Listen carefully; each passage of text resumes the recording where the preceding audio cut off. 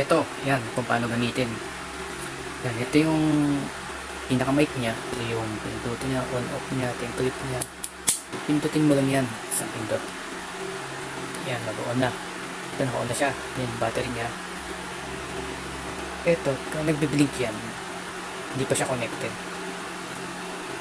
Ngayon, kailangan mo to. Nakabit ko to sa telepono mo para maging connected siya.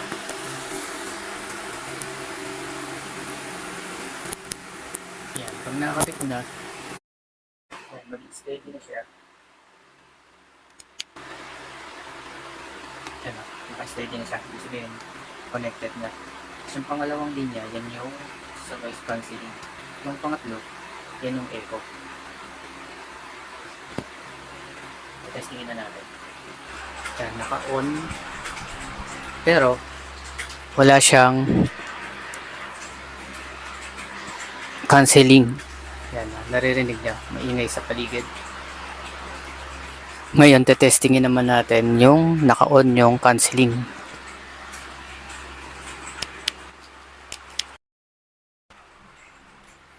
Yan, naka-on yung cancelling, di ba? Tumahimik. Parang boses ko lang yung naririnig nyo. Tama.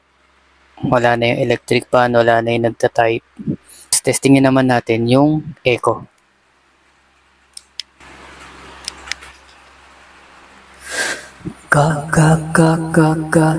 Kabisado ko na ang tamis ng iyong labi. Kabisado ko na ang oras ng iyong uwi.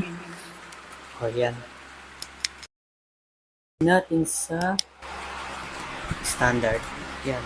Rinig nyo ulit yung ingay sa paligid. Open ulit natin yung cancelling. Ayan. Boses ko na naman naririnig nyo, di ba? Okay, di ba? Kaya, subukan nyo na to.